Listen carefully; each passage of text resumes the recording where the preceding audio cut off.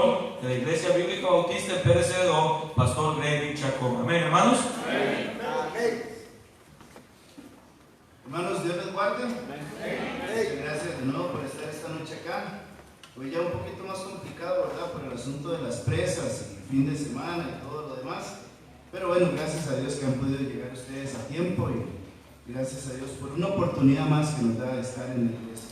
Uno tiene que valorar la iglesia, hermanos. La verdad es que la iglesia le ha dado tanto a uno y a la familia que de no ser por la iglesia, quién sabe en qué caminos andaría uno, quién sabe qué decisiones hubiese tomado, ¿verdad? Pero los hijos de uno crecen sanos cuando crecen en la iglesia, crecen con convicciones, crecen teniendo temor de Dios y viendo el mundo desde la perspectiva de Dios y no desde la perspectiva mundana, ¿verdad?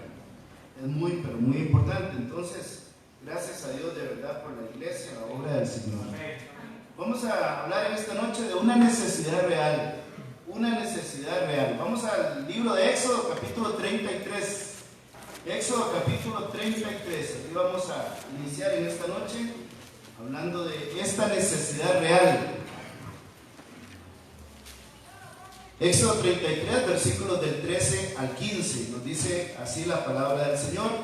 Compartamos la palabra del Señor con aquellos que no la tienen por allí, ¿verdad? Para que todos podamos aprovechar.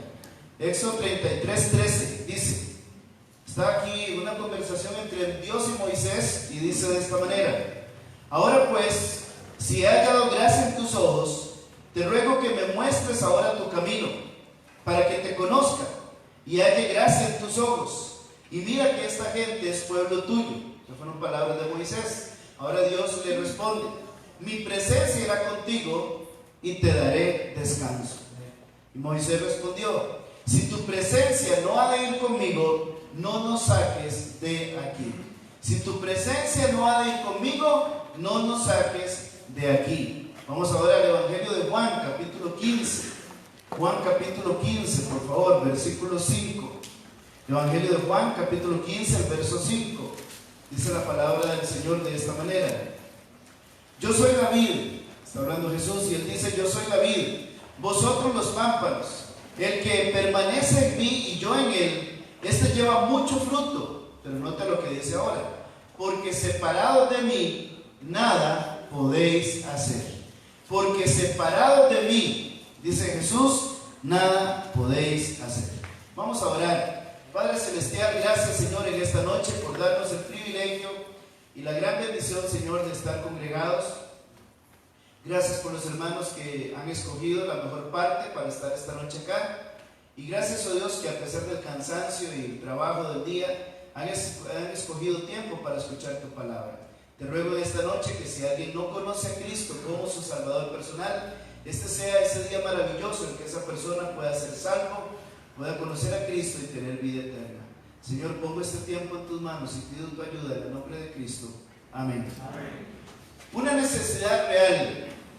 Se quiera reconocer o no se quiera reconocer, se acepte o no se acepte, lo sintamos o no lo sintamos, estemos de acuerdo o no estemos de acuerdo, el ser humano tiene una necesidad real, una necesidad verdadera. Y esta necesidad, precisamente la necesidad de Dios, la necesidad de un Salvador. Sin embargo, algunos que reconocen esa necesidad, buscan al Señor y aprovechan de esa salvación que Dios les da.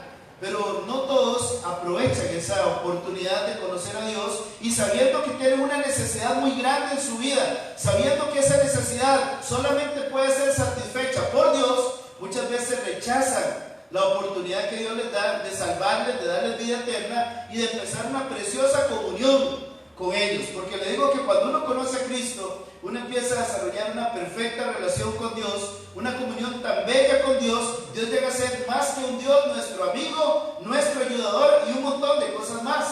Así es que si en esta noche usted siente la necesidad de buscar a Dios, no la desaproveche. En los dos pasajes que leímos anteriormente, en Éxodo 33, Moisés dijo una frase que mencioné un día de estos en la noche, y Moisés dijo: si tu presencia no ha de ir conmigo, no nos saques de aquí. Lo que él quiso decir en palabras sencillas era: Dios, no tiene sentido tratar de avanzar sin usted. Dios, no sirve de nada. Dios, no vamos a ganar nada, no vamos a avanzar, no vamos a ningún lugar. Es simple y y sencillamente ilógico tratar de avanzar sin su protección, sin su ayuda, sin su guía, sin su poder, sin su fortaleza. Bueno, esto es una realidad, no solamente para Moisés y su pueblo, sino para nosotros también. Tratar de vivir una vida sin Dios es una vida sin sentido. Una vida sin Dios es una vida al borde del peligro. Una vida sin Dios es vivir al filo de la navaja, porque en cualquier momento podríamos morir e ir a la condenación eterna, porque el que no tiene a Cristo va rumbo a la condenación eterna. Y en Juan capítulo 5, el evangelio que leímos hace un momento, en la última frase del versículo, Jesús dijo claramente: porque separados de mí nada podéis hacer. Y nada es simplemente eso, nada. No se puede llegar a nada, no se puede hacer nada, no se puede avanzar en nada sin la ayuda del Señor Jesucristo. Alguien dijo en una ocasión: si vivir la vida con Dios es difícil, ahora sin Dios, ¿cómo será? Y es una gran realidad, ¿verdad que sí? Nosotros que tenemos a Cristo como Salvador personal, a veces enfrentamos pruebas, a veces hay momentos difíciles, y tiene que ser así. Vivimos en un mundo de pecado, vivimos en un mundo que no es perfecto. Nada puede ser perfecto en esta tierra, pero hay una ventaja que tenemos los que tenemos a Cristo, que lo tenemos a Él de nuestro lado. Él es nuestro respaldo. La Biblia dice en Proverbios: torre fuerte es el nombre de Jehová, a Él correrá el justo y será levantado. Y esa promesa la tenemos usted y yo. Podemos recurrir a Dios en cualquier momento, pero ¿qué hay de aquellos que no tienen a Dios? Viven al filo de la navaja, viven pendiendo de un hilo. Su vida está realmente en peligro. Quiero que veamos en esta noche algunas personas que, teniendo la necesidad de buscar a Dios y de conocer a Dios, se les presentó la oportunidad y aún así rechazaron a Cristo. Rechazaron esa preciosa oportunidad. Y vamos a tratar de ver en esta noche no solamente cómo ellos rechazaron esa oportunidad, sino también el por qué la rechazaron. Porque lo que sucedió con ellos es exactamente lo que sucede a muchas personas en estos días. La Biblia dice en el libro de Eclesiastés, no sé si usted lo ha leído alguna vez completo, pero la Biblia dice en Eclesiastés que no hay nada nuevo debajo del sol. Lo que antes fue, lo que hoy es, y lo que hoy es lo que será. No hay nada nuevo. Nosotros creemos que todo es nuevo y que estamos innovando y que estamos inventando y redescubriendo. Pero Eclesiastés dice: no hay nada nuevo debajo del sol. Lo que quiere decir es que también podemos aplicarlo a muchas cosas, pero una de las áreas a las que podemos aplicar es que el comportamiento de la gente antigua es el mismo comportamiento de la gente actual. Así como antes rechazaron a Cristo, hoy en día la gente rechaza a Cristo. Y vamos a ver algunos ejemplos. Vamos a Mateo, por favor, el Evangelio según San Mateo. Y vamos al capítulo 19 para ver el primer caso de una persona que, teniendo la oportunidad de conocer a Cristo, de vivir para Él, de entregarse por entero a Él, rechazó esa preciosa oportunidad. Mateo 19, a partir del verso 16 al 24, dice lo siguiente, la palabra de Dios. Entonces vino uno y le dijo: Maestro bueno, ¿qué bien haré para tener la vida eterna? Él le dijo: ¿por qué me llamas bueno? Ninguno hay bueno sino uno, Dios. Mas si quieres entrar en la vida, guarda los mandamientos. Le dijo: ¿cuáles? Y Jesús dijo: no matarás, no adulterarás, no hurtarás, no dirás falso testimonio. Honra a tu padre y a tu madre, y amarás a tu prójimo como a ti mismo. El joven le dijo: todo esto lo he guardado desde mi juventud. ¿Qué más me falta? Jesús le dijo: si quieres ser perfecto, anda, vende lo que tienes y dalo a los pobres, y tendrás tesoro en el cielo, y ven y sígueme. Pero aquí viene el punto clave. Vea la reacción de este joven. Versículo 22. Oyendo esta palabra, oyendo el joven esta palabra, se fue triste, porque tenía muchas posesiones. Entonces Jesús dijo a sus discípulos: de cierto os digo que difícilmente entrará un rico en el reino de los cielos. Otra vez os digo que es más fácil pasar un camello por el ojo de una aguja que entrar un rico en el reino de Dios. Vamos a analizar un poquito qué era lo que este joven quería. En primer lugar, era evidente que este joven tenía una necesidad real, y eso lo vemos en el versículo 16. Porque ahí vemos que la pregunta del joven es una pregunta directa. Él no se anda por las ramas cuando llega a preguntarle a Jesús. Él le dice lo siguiente: Maestro bueno, ¿qué bien haré para heredar la vida eterna? Nota lo directa que fue la pregunta. ¿Por qué él preguntó por la vida eterna? Porque no era salvo. ¿Por qué él preguntó por la vida eterna? Porque tenía bienes, posesiones, tenía todo lo que quería, pero no tenía lo más importante, la salvación del alma. Él sentía esa necesidad en su corazón. Cuando uno no tiene a Cristo como Salvador personal, uno puede sonreír, uno puede vacilar, uno puede ir a las fiestas, usted puede ir a las actividades, usted puede ir a donde quiera y hacer lo que quiera, pero cuando llega la noche, usted vuelve a sentirse vacío, solo y desamparado, porque fuimos creados para tener comunión con Dios y vivir con Él. Bueno, este joven tenía una necesidad real, la necesidad de salvación, y por eso él no se anda por las ramas. Él no dice: bueno, Jesús, ¿qué le gustaría a usted que yo hiciera? Y dígame cómo es el reino de los cielos. Y no empezó a preguntar cosas ahí sin sentido, sino que directamente dice: yo necesito la vida eterna, ¿qué tengo que hacer para tenerla? Era directa la pregunta. En segundo lugar, es evidente también que había tratado de llenar la necesidad, pero no lo había logrado. Note lo que dice el versículo 20. Jesús empieza a decirle ahí en el 17, dice: ¿por qué me llamas bueno? Ninguno es bueno sino Dios, mas si quieres entrar en la vida, guarda los mandamientos. Y el joven le pregunta cuál es. Jesús le dice una lista pequeña de mandamientos, pero cuando llegamos al verso 20, le dice el joven: todo esto lo he guardado desde mi juventud, ¿qué más me falta? ¿Qué significa eso? Él había intentado llenar la necesidad de su corazón, la había intentado llenar guardando los mandamientos de Dios. Y sí, es cierto, es necesario guardar los mandamientos de Dios, pero el solo hecho de guardar los mandamientos de Dios no nos da la salvación, porque se necesitaba un sacrificio mayor. Se necesita la sangre de Cristo derramada en la cruz del Calvario para que usted y yo podamos ser salvos. Yo le puedo asegurar que en el mundo hay personas que son pero muy estrictas en guardar los mandamientos de Dios. Pero ¿saben que la palabra de Dios enseña que usted puede guardar todos los mandamientos que usted quiera, pero si quebranta uno de ellos, se hace culpable de todos? Además, ¿quién tendrá la capacidad de guardar todos los mandamientos de Dios? Porque le voy a decir que no son 10 mandamientos como algunos creen. A veces la gente dice: bueno, es que los mandamientos son 10, los que aparecen ahí en Éxodo 20. No, hay muchos más mandamientos. Por ejemplo, la Biblia dice: no dejan de congregarnos como algunos tienen por costumbre. ¿Está eso entre los 10 mandamientos que Moisés tenía en la tabla? No, no está, pero es un mandamiento. La Biblia dice: soportándonos unos a otros, es otro mandamiento que no está dentro de los 10 de Moisés. Y así podemos citar una gran lista de mandamientos que Dios nos manda. Entonces seríamos incapaces de guardar todos los mandamientos para poder salvarnos a nosotros mismos.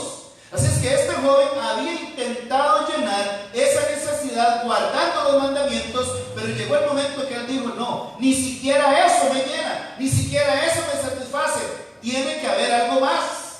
Y por eso buscó a Jesús. Jesús entonces pone el dedo en la llaga. ¿Y por qué digo yo que pone el dedo en la llaga? Porque toca el punto que él sabe que este joven no está dispuesto a entregar. Y le dice en el versículo 20: si quieres ser perfecto, anda, vende lo que tienes y dalo a los pobres y tendrás tesoro en el cielo, y ven y sígueme. ¿Qué significa esto?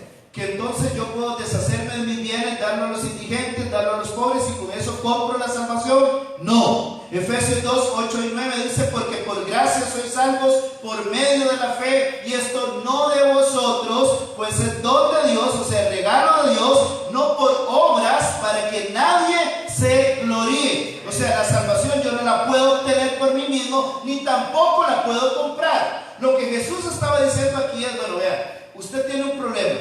Si usted quiere realmente creer en mí, seguirme a mí, usted tiene que desprenderse de lo material primero. Y cuando usted se desprenda de lo material, usted va a estar en posición de creer en mí, de seguirme y de hacer mi voluntad.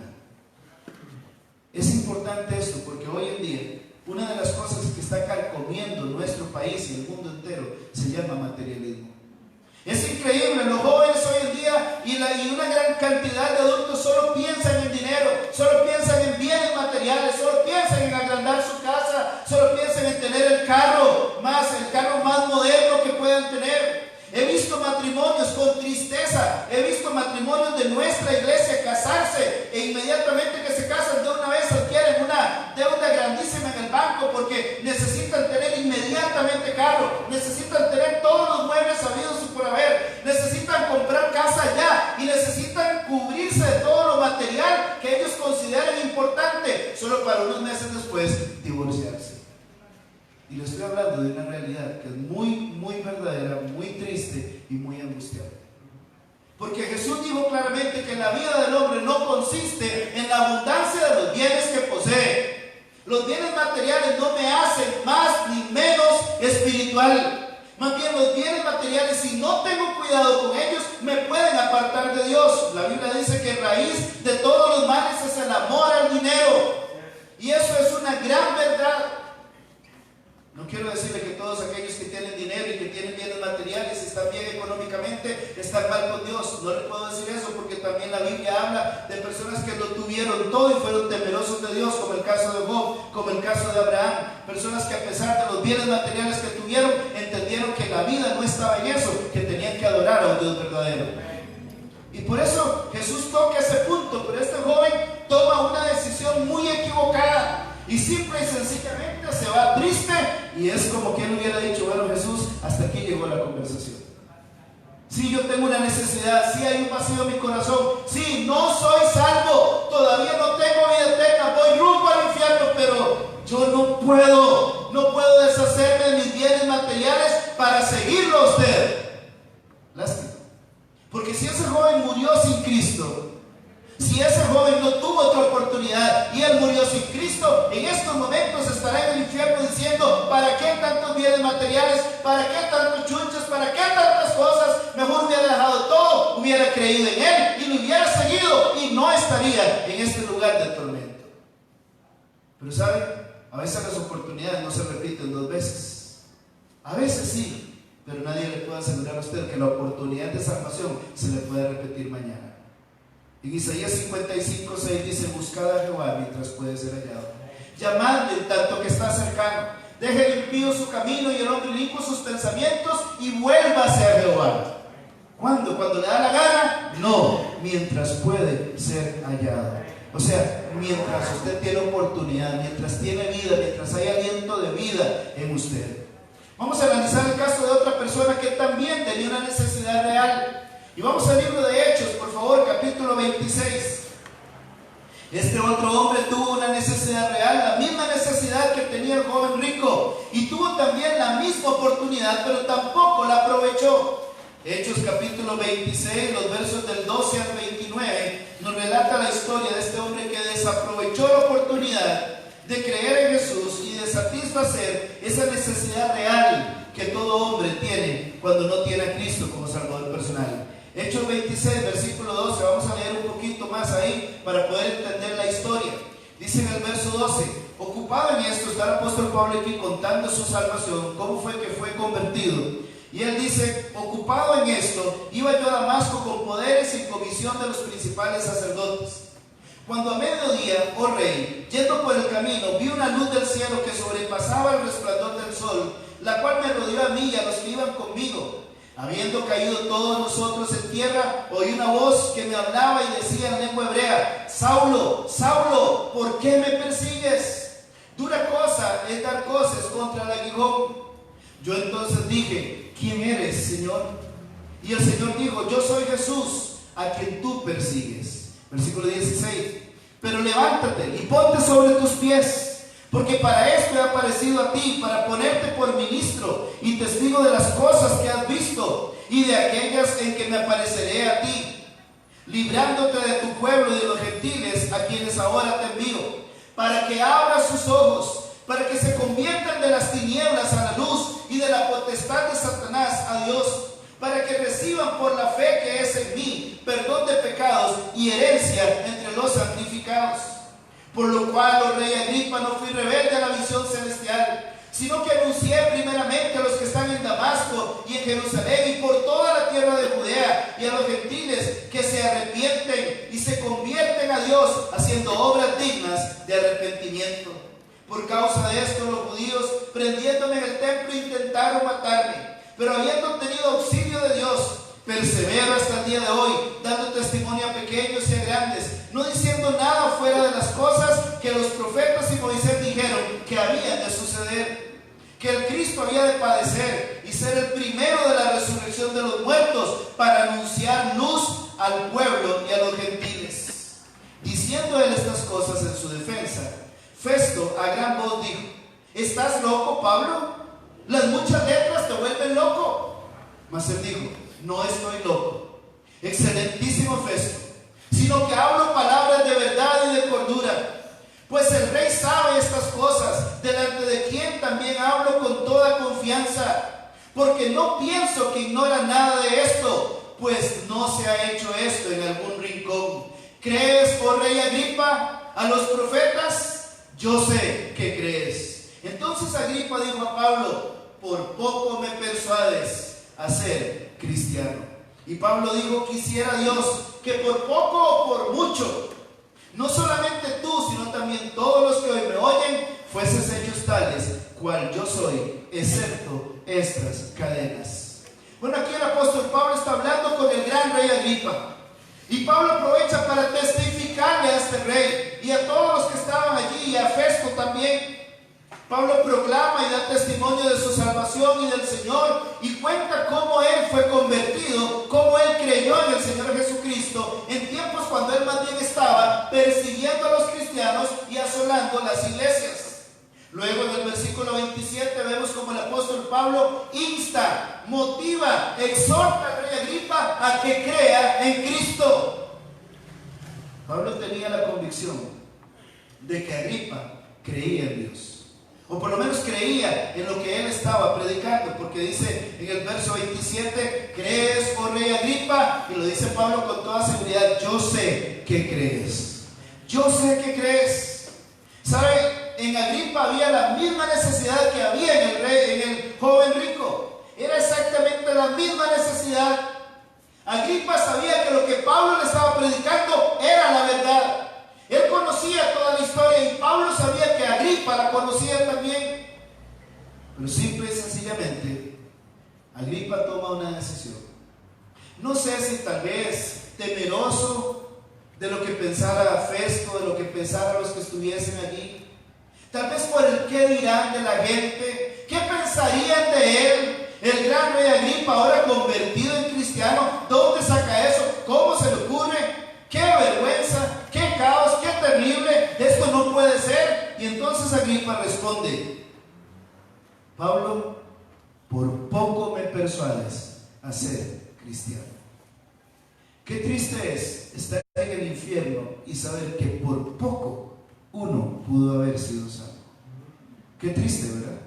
Porque por toda la eternidad esa persona recordará las oportunidades que tuvo de conocer a Cristo, de pedirle a Cristo que le salvara, la vez que le predicaron en una campaña, la vez que alguien le regaló un volante, un tratado con el plan de la salvación, la vez que lo invitaron a una campaña evangelística como esta, la vez que alguien le testificó en algún lugar, tal vez algún compañero de trabajo le habló de Cristo, tal vez algún familiar le habló de Cristo, y esa persona siempre cerró la puerta y dijo: no, todavía no, casi me convence, por poco me persuades. Estuvo así de convencerme de que necesitaba a Cristo, pero no lo voy a hacer.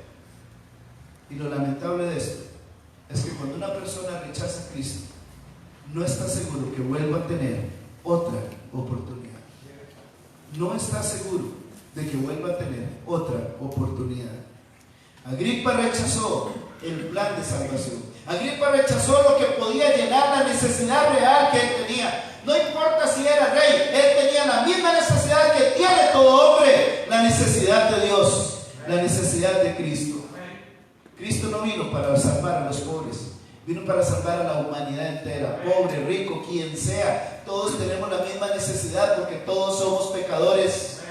Los bienes materiales y el dinero no nos hacen más que otras personas. Seguimos teniendo la misma necesidad. En el infierno hay tanto ricos como pobres.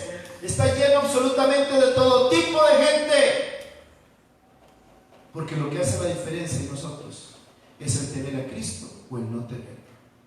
Esa es la diferencia. Amén, hermanos. Eso es lo que marca la diferencia.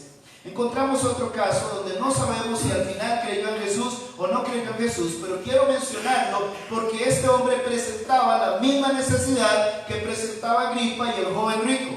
Y vamos al Evangelio de Juan capítulo 3, por favor. Juan capítulo 3. Encontramos a un hombre llamado Nicodemo, un principal entre los fariseos, dice la Biblia. Y Jesús habla con Nicodemo y le dice a Jesús las siguientes palabras. En el libro de Juan capítulo 3 tiene una conversación muy importante Jesús con este hombre, y Jesús le testifica y le habla de nacer de nuevo. Juan capítulo 3 versículo 1 dice la palabra de Dios: había un hombre de los fariseos que se llamaba Nicodemo, un principal entre los judíos. Este vino a Jesús de noche y le dijo: Rabí, sabemos que has venido de Dios como maestro, porque nadie puede hacer estas señales que tú haces si no está Dios con él. Respondió Jesús y le dijo: de cierto te digo, el que no naciera de nuevo no puede ver el reino de Dios. Nicodemo le dijo: ¿cómo puede un hombre nacer siendo viejo? ¿Puede acaso entrar por segunda vez en el vientre de su madre y nacer? Respondió Jesús: de cierto te digo, que el que no naciera de agua y del Espíritu no puede entrar en el reino de Dios. Lo que es nacido de la carne, carne es, y lo que es nacido del Espíritu, Espíritu es. No te maravilles de que te dije: os es necesario nacer de nuevo.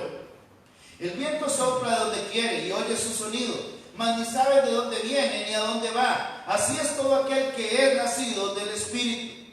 Respondió Nicodemo y le dijo: ¿cómo puede hacerse esto? Respondió Jesús y le dijo: ¿eres tú maestro de Israel y no sabes esto?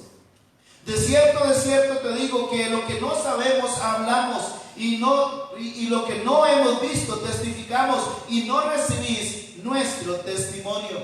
Si os he dicho cosas terrenales y no creéis, ¿cómo creeréis si os dijere las celestiales? Vamos a ver qué pasaba con Nicodemo. Primero que todo, la Biblia nos muestra que él tenía una necesidad real. Él quería conocer a Jesús. Él quería ser salvo. Él quería tener un encuentro con Cristo. Ahora, había algo que entre comillas le impedía. Él era un principal de los fariseos. Así es que no iba a llegar abiertamente delante de Jesús un día en la mañana o en una de las famosas prédicas de Jesús. Él no iba a llegar a la sinagoga y iba a hablar directamente con Jesús y le iba a preguntar, porque ahí estarían todos los demás fariseos viéndolo a él. Y de una vez iban a poner un signo de pregunta sobre él, porque recordemos que los fariseos no creían en Jesús, no creían en el plan maravilloso mostrado por Dios, y más bien buscaban ocasión para matar a Jesús. Entonces Nicodemo, sabiendo esto, vino de noche a buscar a Jesús. Vino de noche. Eso es como decir: yo tengo que ingeniármelas, yo tengo que ver qué hago, yo tengo que ver de qué forma encuentro el método, pero yo tengo que hablar con él. Tengo un vacío en mi corazón, hay una necesidad en mi alma, yo tengo que tener un encuentro con Cristo. Y vino de noche a buscar a Jesús, sabía que no había nadie más que Jesús que pudiera llenar esa necesidad, porque ahí en el versículo 2 dice lo siguiente: sabemos que has venido de Dios. Nicodemo sabía que ese no era un hombre común y corriente. Nicodemo sabía que no era un hombre común y corriente, que ese hombre era el Hijo de Dios. Él lo sabía, él lo entendía, y por eso le dice: sabemos que has venido de Dios. Versículo 2: porque nadie puede hacer estas señales que tú haces. En otras palabras, no hemos visto a nadie con semejante poder. No hemos visto otro igual que usted. No ha aparecido en toda la historia de Israel alguien que haga lo que usted ha sido capaz de hacer. Y es que Cristo es inigualable. Inigualable, así simple y sencillamente inigualable. Y Nicodemo reconocía eso. Y cuando tiene una conversación con Jesús, Jesús le dice: es necesario nacer de nuevo. Nicodemo, es necesario nacer de nuevo. Y en el verso 15 le dice: para que todo aquel que en él cree no se pierda, mas tenga vida eterna. Y en el verso 16 dice: porque de tal manera amó Dios al mundo, que ha dado a su Hijo unigénito, para que todo aquel que en él cree no se pierda, mas tenga vida eterna. ¿Qué más quería que le dijera Jesús? Este es el plan de la salvación completo. Amén, hermanos. Ese es el plan de la salvación completo. Si usted no sabe dar el plan de salvación, porque a usted se le olvidaron cuáles eran los versículos, bueno, ¿cuál era? Romanos 3, ¿qué? Romanos, y se le olvidó que era Romanos 3:23, Romanos 5:8, Romanos 6:23, Romanos 10:9, se le olvidaron esos. Déjeme decirle que con solo Juan 3:16 usted puede ganar una persona para Cristo. En ese solo versículo está el plan de la salvación, y Jesús se lo está dando. Note lo que Jesús le dice: porque de tal manera amó Dios al mundo. Ahí usted puede hablarle a una persona del gran amor que Dios tiene por ella. Y ese gran amor fue demostrado a tal punto que Dios dio a su Hijo unigénito. Lo dio. ¿Y por qué lo dio? Para que todo aquel que en él cree, toda persona que deposita su fe y cree en Cristo, puede ser salvo. Y luego dice: para que no se pierda el que cree en Cristo, nunca irá a condenación, nunca se perderá, por el contrario, tendrá vida eterna.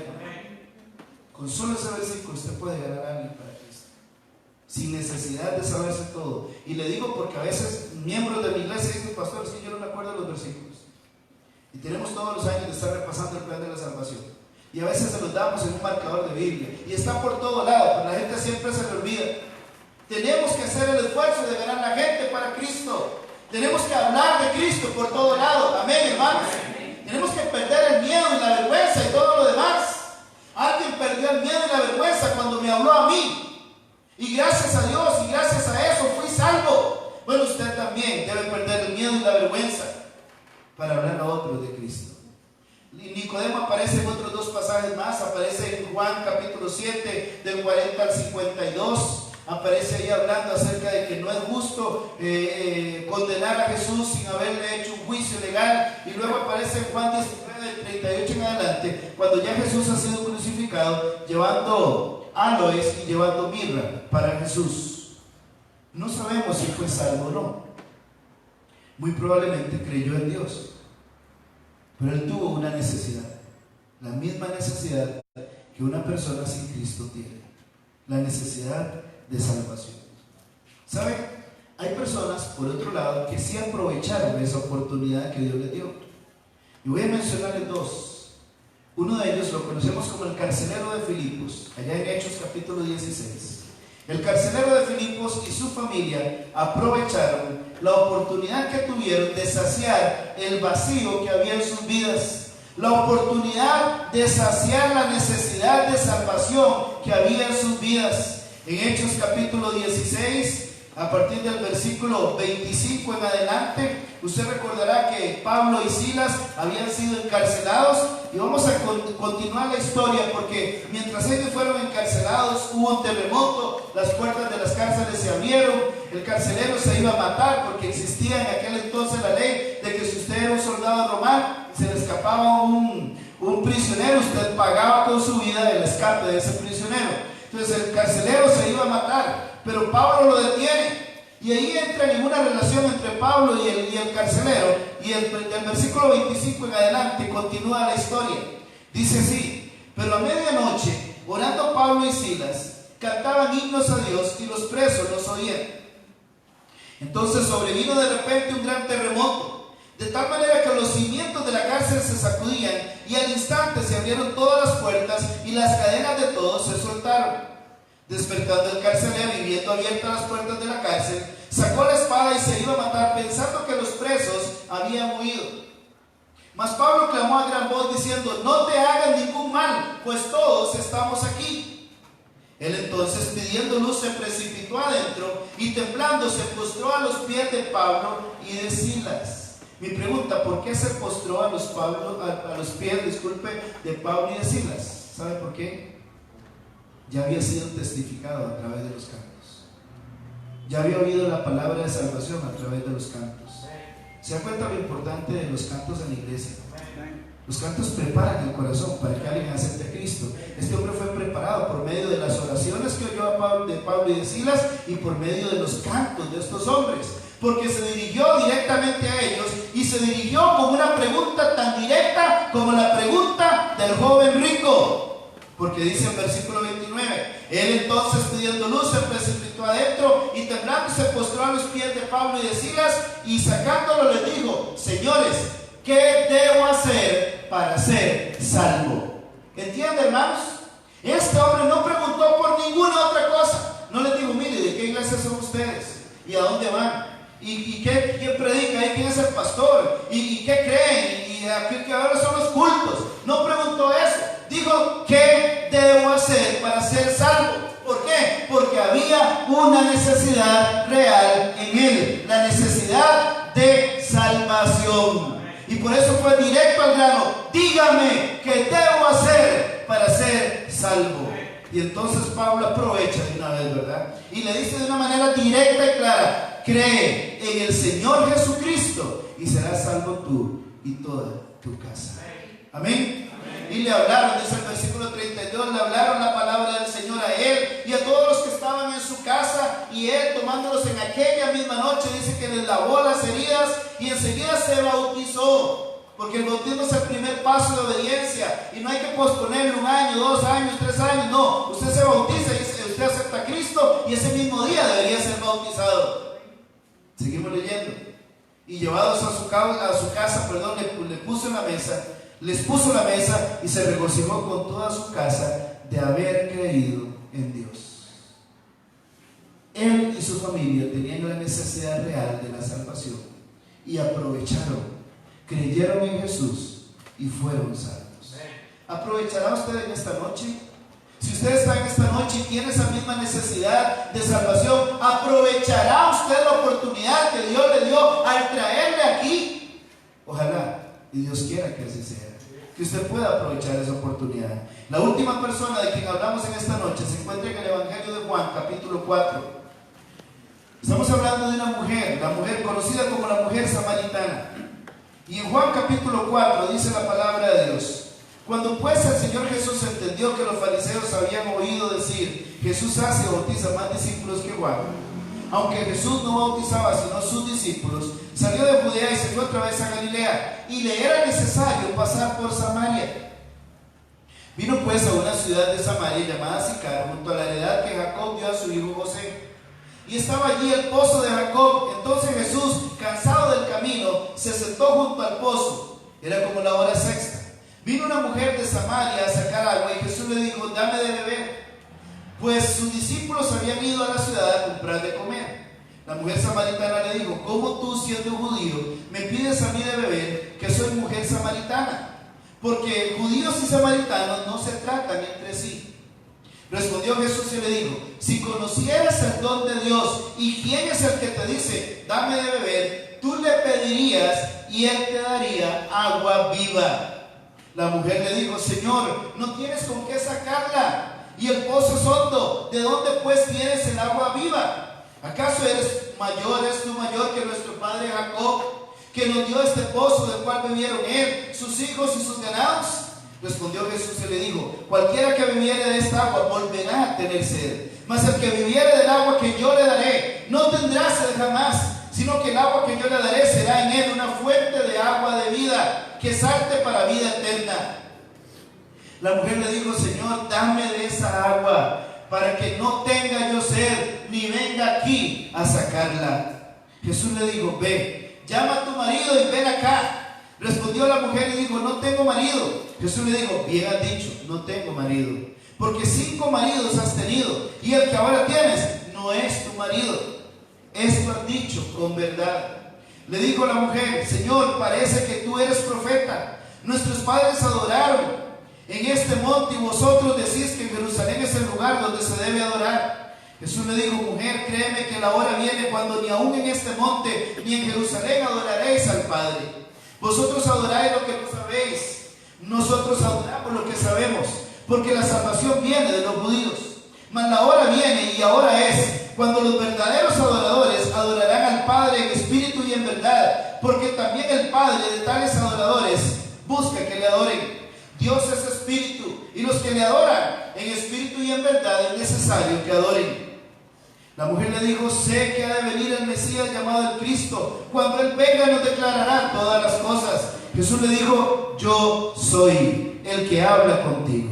En esto vinieron sus discípulos y se maravillaron de que hablaba con una mujer. Sin embargo, ninguno dijo: ¿qué preguntas o qué hablas con ella? Entonces la mujer dejó su cántaro y se fue a la ciudad y dijo a los hombres: venid, ved a un hombre que me ha dicho todo cuanto he hecho.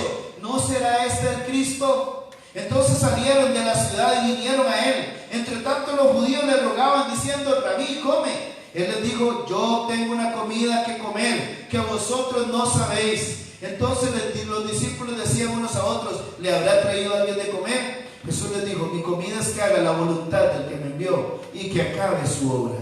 ¿No decís vosotros: aún faltan 4 meses para que llegue la siega? He aquí os digo: alzad vuestros ojos y mirad los campos, porque ya están blancos para la siega. El que recibe salario y recoge fruto para vida eterna, para que el que siembra goce juntamente con el que ciega. Porque en esto es verdadero el dicho: uno es el que siembra y otro es el que ciega. Pasemos un momento al versículo 40. Entonces vinieron los samaritanos a él y le rogaron que se quedase con ellos, y se quedó allí 2 días. Y creyeron muchos más por la palabra de él. Y decían a la mujer: ya no creemos solamente por tu dicho, porque nosotros mismos hemos oído y sabemos que verdaderamente este es el Salvador del mundo, el Cristo. Esta mujer aprovechó la oportunidad. Ella creyó en el Señor Jesucristo.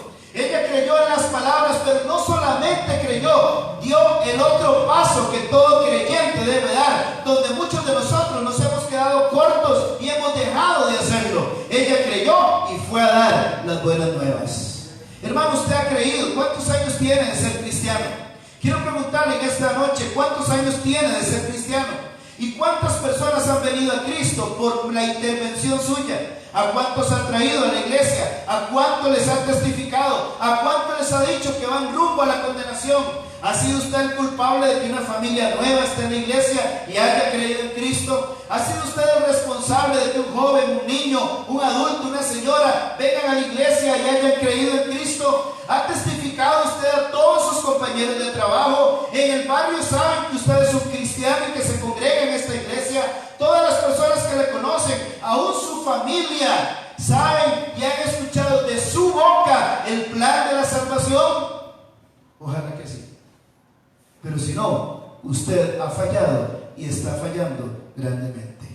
Porque esta mujer hizo el trabajo que todo creyente tiene que hacer.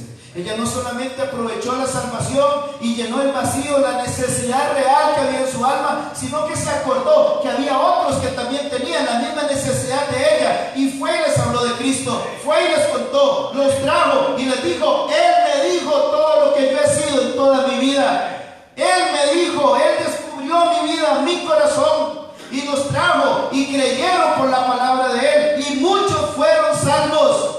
Eso es lo que Dios quiere hacer también con usted en esta campaña, y en los meses y en los días y en los años que vengan, mientras Dios le dé vida. A veces me encuentro yo con creyentes que esperan hasta el último momento, y en muchas ocasiones me han llegado a buscar: pastor, necesito que venga en este momento. Bueno, ¿qué pasó? Se me está muriendo mi mamá, se me está muriendo mi papá, se está muriendo un hermano, se está muriendo alguien. Y he tenido la oportunidad de llegar y dar el plan de salvación, y la persona ha aceptado a Cristo y gracias a Dios ha muerto con Cristo. Pero si no me hubiese dado tiempo de llegar.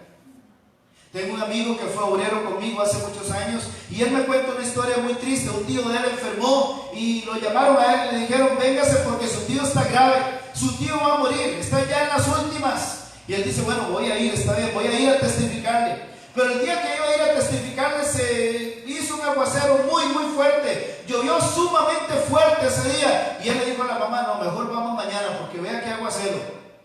Y se levantaron el otro día para ir, pero antes de ir les llamaron y le dijeron: fulano, su tío murió. Su tío murió. Y el tío murió sin Cristo. En otra ocasión, ese muchacho, una familia de la iglesia le llamó y le dijo: hermano, necesitamos que venga porque un familiar nuestro está a punto de morir, queremos que usted venga y le dé el plan de la salvación. Y este muchacho se acordó de lo que le había pasado con el tío, y curiosamente ese día llovió torrencialmente también, pero él dijo: no, esta vez no me pasa otra vez lo mismo. Y llegó empapado a la casa, llegó bañado completamente, llegó donde estaba el Señor en cama ahí tendido y le habló de Cristo, y el Señor aceptó a Cristo. El Señor creyó en el Evangelio, en el plan de la salvación. Y como esta señora estaba ya en las últimas, el amigo le dice: bueno, si usted realmente creyó en Cristo, apriete fuerte mi mano. Y el Señor apretó fuerte mi mano, y en el momento que soltó la mano, murió. Uno no puede posponer la oportunidad que Dios le da de salvación para uno o de salvación para otros. La necesidad real de la que le he hablado en esta noche es la necesidad de Cristo. Si usted no está seguro de dónde muriera en esta noche, yo le digo, esa necesidad solo puede ser satisfecha por Cristo. Él satisfizo mi necesidad. Él ha satisfecho la necesidad de todos los que están prácticamente en esta noche acá. No sé cuál es su caso, pero si usted necesita a Cristo, debe recibirlo hoy, porque mañana no existe. Vamos a orar. Mientras tienen los ojos